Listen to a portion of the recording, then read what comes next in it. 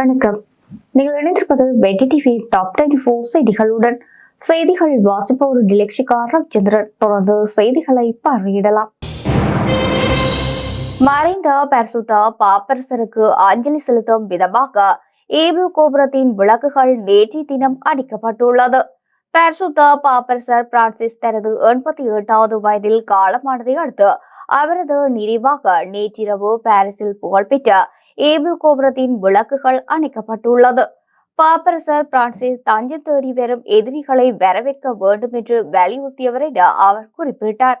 அதனை நினைவு கூறும் வகையில் பாரிஸ் நகரில் உள்ள ஒரு இடத்துக்கு பாப்பரசர் பிரான்சிஸ் பெயரை சூட்டுவதற்கு நகராட்சி திட்டமிட்டுள்ளதாகவும் பாரிஸின் நகர முதல்வர் தெரிவித்துள்ளார்.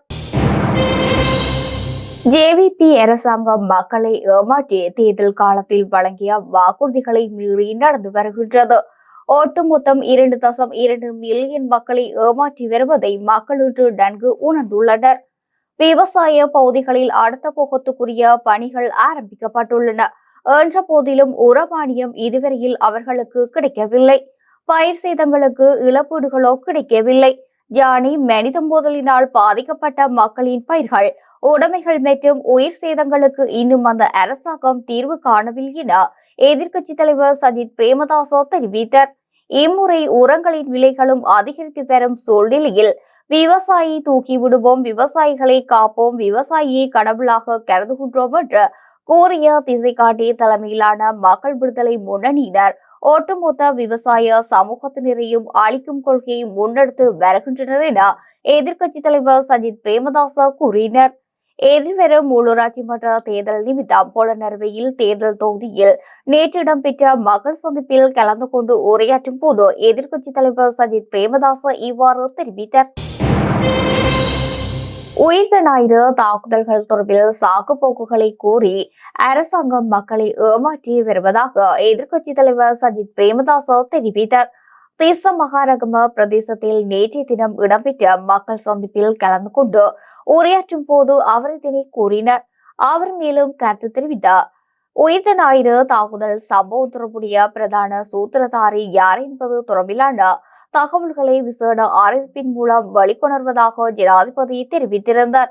ஆனால் உயிர்த்த ஞாயிறு தாக்குதல் தொடர்புடைய ஜனாதிபதி ஆணைக்குழு அறிக்கையை மாத்திரம் குற்றப்புலனாய்வு திணைக்களத்துக்கு சமர்ப்பித்துள்ளமையும் குறிப்பிடத்தக்கது என்றார். மறைந்த பாப்பரசர் பிரான்சிஸ் பற்றிய இரங்கல் செய்தியினை யாழ் மறை மாவட்ட குறு முதல்வர் ஜெபரட்னம் அடிகளார் அவரது இரங்கல் செய்தியினை தெரிவித்துள்ளார். இந்த வேளையில் வருகின்ற நாட்கள் திரு அவையினுடைய துக்க நாட்களாக இருக்கும். குறிப்பாக 7 நாட்களின் பின்னர் அவருடைய மரணச் சடங்கு நடைபெறும். உலகத்திலே இருந்து எல்லா கருதினாள்மார்களும் அங்கே ஒன்று கூடுவார்கள். மரணச் சடங்கு முடிந்த பிற்பாடு புதிய திருத்தந்தையை தெரிவு செய்வதற்கான ஏற்பாடுகளை அவர்கள் செய்வார்கள். புதிய திருத்தந்தையை தெரிவு செய்வதற்கு 80 வயதுக்குட்பட்ட கருதினாள்கள் அனைவரும் வாக்களிக்கின்ற தகுதியை உள்ளவர்களாக இருக்கின்றார்கள். அப்படியான 120 பேர் இந்த புதிய திருத்தந்தையை தெரிவு செய்கின்ற அந்த நிகழ்விலே பங்கு பெற்றுவார்கள். அந்த புதிய திருத்தந்தை 3-2 பெரும்பான்மை வாக்குகளை பெற்று தெரிவு செய்யப்படுவார். அப்பொழுது அவர் தெரிவு செய்யப்படுகிற பொழுது மக்களுக்கு அவை அறிவிக்கப்படும். குறிப்பாக இந்நிகழ்வுகள் இன்றிலிருந்து ஆரம்பித்து வருகின்ற 2 மாதங்களுக்குள் இந்த புதிய திருத்தந்தையினுடைய தெரிவு நடைபெறும் என்று வத்திக்கான் அறிவிக்கின்றது. நன்றி. இலங்கையில் சாரணின் மத பயங்கரவாதம் இப்போது சூப்பர் முஸ்லிம் பயங்கரவாத அமைப்பாக உருவாகி உள்ளதுடன் கிழக்கில் மத ரீதியான குட்டி பாகிஸ்தான் போல உருவாக்க நாடாளுமன்ற உறுப்பினர் ஹிஸ்புல்லா முயற்சிக்கின்றாரா? இந்த மாகாணம் பூவின மக்களும் வாழ்கின்ற சமத்துவமான ஒரு மாகாணம். ஆகவே மத ரீதியிலான ஒரு மாகாணத்தை பிரிக்க ஒருபோதும் விடமாட்டோம் என அகில இலங்கை கிறிஸ்தவ காங்கிரஸ் அமைப்பின் தலைவர் சிவதர்சன் தெரிவித்தார். மட்டக்களப்பு சியோன் தேவாலயத்தில் இடம்பெற்ற தற்கொலை குண்டு தாக்குதலில் உயிரிழந்தவர்களின் 6ஆம் ஆண்டு நினைவேந்தல் அகில இலங்கை கிறிஸ்தவ காங்கிரஸ் ஏற்பாட்டில் குண்டு வெடித்த இடத்தில் உயிர் நீத்தவர்களுக்கு ஆத்ம சாந்தி வேண்டி மெழுகுவர்த்தி ஏற்றி அஞ்சலி செலுத்திய நிகழ்வில் கலந்து கொண்ட பின்னர் ஊடகங்களுக்கு கருத்து தெரிவிக்கையில் அவர் இவ்வாறு தெரிவித்தார். கூறுகிறார்கள் தொடர்ந்து இந்த பாராளுமன்ற எலெக்ஷனுக்கு போனதுக்கு பிறகு கடந்த காலங்களிலும் இப்பயும் கூறுகிறார் இது முஸ்லிம்களின் தாயகம், இது முஸ்லிம்களின் தாயகம் என்று கூறுகிறார். நாங்கள் கேட்கின்றோம், முஸ்லிம்களின் தாயகம் என்றால் முஸ்லிம் என்றால் யார்? முஸ்லிம் இனம் இங்கே வாழ்கிறதா? முஸ்லிம் மார்க்கத்தை பின்பற்றுகிறவர்கள் தான் இங்கே இருக்கின்றீர்கள். நீங்கள் தமிழ் பேசும் சமூகம், நீங்கள் பேசுகின்ற லாங்குவேஜ், நீங்க பேசுகின்ற மொழி தமிழ். அப்படி என்றால் நீங்கள் இஸ்லாமிய மார்க்கத்தை தழுவிருக்கிறீர்கள். நாங்கள் கிறிஸ்தவ மார்க்கத்தை பின்பற்றுகிறோம். சிங்களவர்கள் பௌத்த மார்க்கத்தை பின்பற்றுகிறார்கள். அது அவர்களுடைய கடமை, அது அவருடைய உரிமை. இதெல்லாம் விட்டு போட்டு நாங்கள் உங்களுடைய மதத்திற்கு தான் வர வேண்டும், அப்படி வரவில்லை என்றால் நீங்கள் காவிர்கள், நீங்கள் கொலை செய்யப்பட வேண்டியவர்கள், உங்களை கொல்லுவோம் என்று சொல்லுகின்ற விடயம் தவறானது. அது வன்மையாக கண்டிக்கிறோம். அரசியல் காரணங்களுக்காக சிறையில் இருக்கும் தனது தாயாரான தயாபரராஜ் உதயகலாவை அவரது உடல் நலம் கருதியும் சிறுவர்களான எமது நலன் கருதியும் சிறையில் இருந்து வெளியில் வருவதற்கான வாய்ப்பை ஜனாதிபதி ஏற்படுத்தி தர வேண்டும் என குறித்த பெண்ணின் மகள் டிலானி தயாபரராஜ் கோரிக்கை விடுத்துள்ளார். யாழ் ஊடக மையத்தில் நேற்று தனது பேத்தியான அருணோதயன் ரஜினியுடன் ஊடக சந்திப்பை முன்னெடுத்த போது அவர் மேலும் கூறுகையில், they took her to Batticaloa on a fake case. During that case, they kept her in Batticaloa prison. They harassed her. She went on hunger strike for 21 days. During that time, my father came here and he gave out a press conference in the same press club, but nothing happened. So he went to President's office. They gave him a letter to continue her treatment and everything. So last month, we went to visit our mother, but during that time, she was not in a great condition. She was in a wheelchair. She couldn't even lift her head up. So we went to the police officer that was there. We gave them the letter to admit her in a hospital, but they straight up refused it. They said they cannot admit mom in a hospital because they said they cannot do it because due to her being in prison and her being, in 1 year prison stuff, so they wouldn't admit her to a hospital. After that, we again went to Director General's office, in which he gave us a good reply saying he will take care of mom and mom's case and he would soon try to release her and he would help us out with mom's cases. But this month, 17th, we received a video about mom's audio, herself saying that she's not in a good condition right now and there's life threats to her. So all we want to do right now is தேசிய மக்கள் சக்தியின் கிளிநொச்சி கட்சி அலுவலகத்தில் நேற்றைய தினம் ஊடக சந்திப்பு நடைபெற்றது.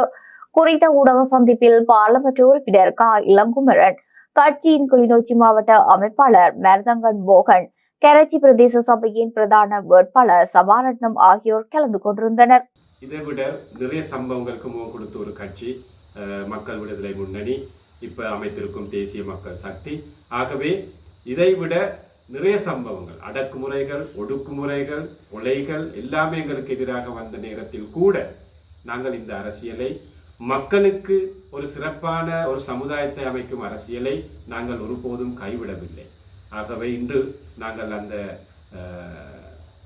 சிறுவர்களுக்கு, பாலர்களுக்கு, அரசியல் ரீதியான பாலர்களுக்கு நாங்கள் கூற விரும்புவது இவ்வாறான சம்பவங்களூடாக எமது இந்த பயணம், மக்களுக்கு சேவையாற்ற இருக்கும் இந்த பயணம் நாங்கள் ஒருபோதும் நிறுத்தவோ நிப்பாட்டவோ போவதில்லை.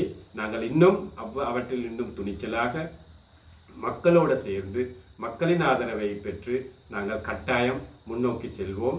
இந்த பிரதேச சபை தேர்தலிலும் நாங்கள் கட்டாயமாக வென்று அதிகாரத்தை பெற்று இந்த பிரதேசத்திலே, கிளிநொச்சி மாவட்டத்திலே இருக்கும் அனைத்து மக்களுக்கும் இந்த பிரதேச சபையினூடாக ஆற்ற வேண்டிய அனைத்து சேவைகளையும் எந்த விதமான பாகுபாடு வேறுபாடு இல்லாமல், ஊழல் மோசடி செய்யாமல், வீண்விரயம் செய்யாமல், நேர்மையான முறையிலே மக்களுக்கு நாங்கள் சேவை செய்வோம் என்ற அந்த உறுதியை கொடுத்து நான் இந்த கருத்தை தெரிவிப்பதை நான் நிறுத்திக் கொள்கின்றேன்.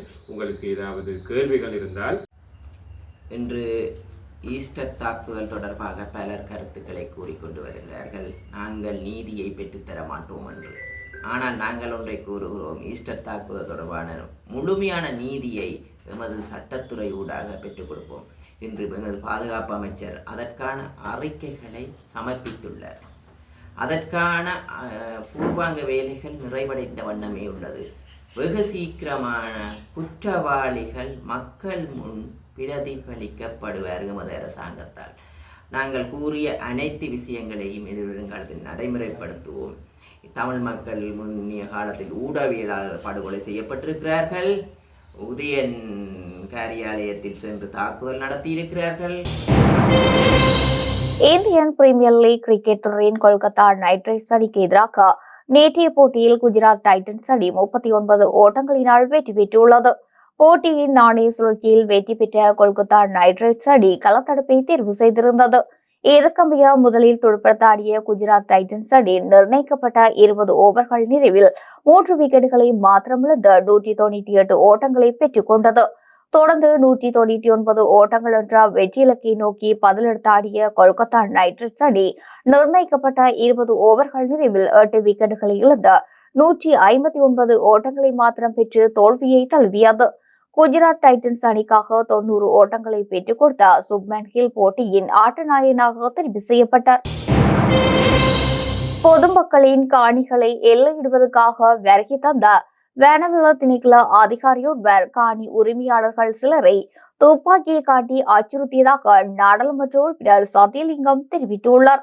இலங்கை தமிழரசு கட்சியின் தேர்தல் காரியாலயத்தை வவுனியா மகாரம்பைக்குள பகுதியில் நேற்றைய தினம் திறந்து வைத்ததன் பின்னர் ஊடகங்களுக்கு கருத்துரைக்கையில் அவர் இதனை குறிப்பிட்டுள்ளார்.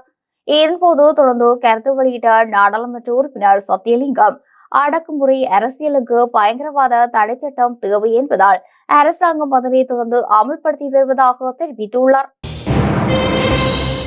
மூளைக்காய்ச்சல் காரணமாக இளம் குடும்ப பெண் ஒருவர் உயிரிழந்துள்ளார்.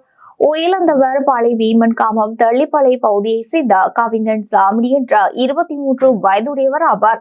புது வருடத்தன்று காய்ச்சல் ஏற்பட்டதை தொடர்ந்து தள்ளிப்பளை வைத்தியசாலையில் சிகிச்சைக்காக அனுமதிக்கப்பட்டு சனிக்கிழமை மேலதிக சிகிச்சைக்காக யாழ் போதனா வைத்தியசாலைக்கு மாற்றப்பட்டிருந்த நிலையில் நேற்றைய தினம் காலை சிகிச்சை பலனின்றி உயிரிழந்துள்ளார்.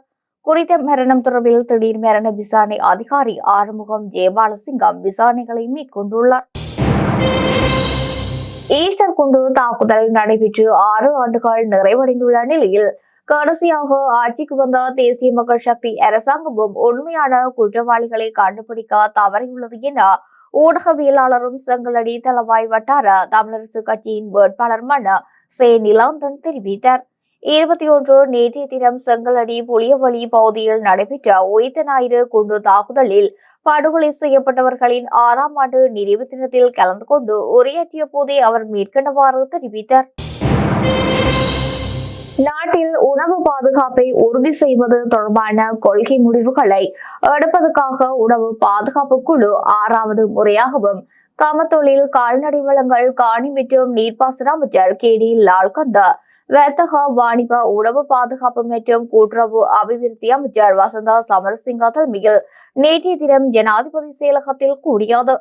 பிரதமரின் செயலாளர் பிரதீப் சமுசந்தரி, ஜனாதிபதியின் சிரேஷ்ட மேலதிக செயலாளர் கபில ஜனக பண்டார மற்றும் அமைச்சுகளின் செயலாளர்களை கொண்ட உணவு கொள்கை மற்றும் பாதுகாப்பு குழுவின் ஏனைய உறுப்பினர்களும் இந்த கூட்டத்தில் கலந்து கொண்டிருந்தமை குறிப்பிடத்தக்கது.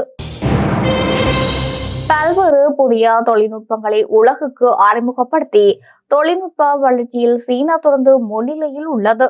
உலகில் முதல் 10G இணைய சேவையை சீனா அறிமுகப்படுத்தியுள்ளது. நாட்டின் ஹீபே மாகாணம் சுனன் நகரில் 10G சேவை அறிமுகப்படுத்தப்பட்டுள்ளது. மறைந்த பரிசுத்த பாப்பரசர் பிரான்சிஸை நினைவு கூறும் வகையில் அமெரிக்க ஜனாதிபதி டொனால்ட் ட்ரம்ப் தனது இரங்கலை தெரிவித்துள்ளார். பாப்பரசர் பிரான்சிஸ் அவர்களுக்கு அமைதி உண்டாகட்டும், கடவுள் அவரையும் அவரை நேசித்த அனைவரையும் ஆசீர்வதிப்பாராக என்று ட்ரம்ப் தனது சமூக ஊடக வலைதளமான ட்ரூத் சோசியலில் ஒரு சுருக்கமான அறிக்கையை வெளியிட்டு தனது இரங்கலை தெரிவித்துள்ளார். பாப்பரசரின் மறைவை தொடர்ந்து ட்ரம்ப் அவரை நினைவு கூர்ந்தமையும் குறிப்பிடத்தக்கது. சமூக ஊடகங்களில் பரவி வரும் ஒரு போலி கட்டுரை குறித்து காவல்துறை விளக்கம் அளித்துள்ளது. அதன்படி தவறான தகவல்களை பரப்புவதில் ஈடுபடுபவர்களுக்கு எதிராக தேவையான சட்ட நடவடிக்கை எடுக்க குற்றப்புலனாய்வுத்துறை விசாரணைகளை தொடங்கியுள்ளது.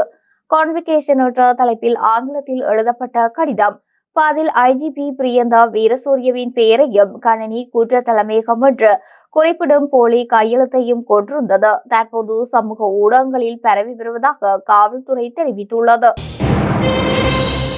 கொழும்பு நகரை சுற்றி போலீசாரால் பொருத்தப்பட்ட சிசிடிவி கேமராக்களில் பதிவான காட்சிகளின் அடிப்படையில் போக்குவரத்து விதிமீறல்கள் செய்த 4000க்கும் மேற்பட்ட ஓட்டுநர்கள் மீது சட்ட நடவடிக்கை எடுக்க உள்ளதாக போலீசார் தெரிவிக்கின்றனர். போக்குவரத்து விதிமீறல்கள் குறித்த சம்பந்தப்பட்ட ஓட்டுநர்களின் வீடுகளுக்கு அறிவிக்கப்பட்ட சட்ட நடவடிக்கை எடுக்கப்பட்டுள்ளதாக போலீசார் சுட்டிக்காட்டுகின்றனர். கொழும்பில் பொருத்தப்பட்டுள்ள சிசிடிவி கேமராக்கள் மூலம் போக்குவரத்து விதிமீறல்களை கண்டறியும் இந்த திட்டம் கடந்த ஆண்டு பிப்ரவரி 1 தொடங்கப்பட்டது. அதன்படி இந்த ஆண்டு ஏப்ரல் 20 வரையிலான காலகட்டத்தில் போக்குவரத்து விதிகளை மீறிய 4048 ஓட்டுநர்களுக்கு எதிராக அபராதம் அல்லது சட்ட நடவடிக்கை எடுக்கப்பட உள்ளதாக போலீசார் தெரிவித்தனர். இந்த திட்டத்தை தொடர்ந்து செயல்படுத்தப்பட்ட திட்டமாக காவல்துறை ஊடக பேச்சாளர் சிரேஷ்ட காவல்துறை கண்காணிப்பாளர் புத்திக மெனதுங்க தெரிவித்தார். கத்தோலிக்கா திருச்சபையின் தலைவரான பாப்பரசர் பிரான்சிஸ் நேற்றைய தினம் காலமானதை அடுத்து அவரது மறைவுக்கு பலரும் இரங்கல் தெரிவித்து வருகின்றனர். இந்நிலையில் பாப்பரசர் பிரான்சிஸ் மறைவுக்கு தமிழக வெற்றி கழக தலைவரும் நடிகருமான விஜய் இரங்கல் தெரிவித்துள்ளார். இது குறித்து விஜய் தனது எக்ஸ்தல பக்கத்தில் வெளியிட்டுள்ள பதிவில் குறிப்பிட்டுள்ளதாவது, கத்தோலிக்கா திருச்சபையின் தலைவரும் வத்திக்கான் நகரத்தின் இறையாண்மையாளருமான உலகெங்கிலும் உள்ள மில்லியன் கணக்கான மக்களுக்கு உத்வேகம் அளித்த புனித பாப்பரசர் பிரான்சிஸ் அவர்களின் மறைவு செய்தியை கேட்டு மிகவும் வருத்தமடைந்தேன். அவரது மறைவு அமைதியை விரும்புவோருக்கு பெரிய இழப்பாகும். அவரை பின்பற்றுபவர்கள் அனைவருக்கும் எனது மனமார்ந்த இரங்கல். அவரது ஆன்ம சாந்திக்காக சாந்தியடையட்டும் என பதிவிட்டுள்ளார். இலங்கை போக்குவரத்து சபையை கட்டியெழுப்பும் அரசாங்கத்தின் திட்டத்தின் கீழ் போக்குவரத்தை அடிப்படையாக கொண்டு தயாரிக்கப்பட்ட வணிக திட்டத்துக்கேற்ப தெரிவு செய்யப்பட்ட டிப்போக்கள் 25 முன்னேற்றுவதற்கு நடவடிக்கை எடுத்துள்ளதாக போக்குவரத்து நெடுஞ்சாலைகள் துறைமுகங்கள் மற்றும் சிவில் விமான சேவை அமைச்சர் மற்றும் இலங்கை பாராளுமன்றத்தின் சபை முதல்வர் பிமல் ரத்நாயக்கா தெரிவித்தார். டிப்போ மறுசீரமைப்பு திட்டத்துடன் தொடர்புடைய ரத்னபுரியில் அமைந்துள்ள இலங்கை போக்குவரத்து சபையின் சப்ரகமுவ பிராந்திய அலுவலகத்தை மேற்பார்வையிட்ட விஜயத்தின் போது கலந்து கொண்ட போது அமைச்சர் இதனை குறிப்பிட்டுள்ளார். இத்துடன் நமது டாப் 24 செய்திகள் நிறைவடைகின்றன. தொடர்ந்து முடிந்திருங்கள் வெற்றி டிவியின் லஞ்ச் பிரேக் செய்திகளுடன். வணக்கம்.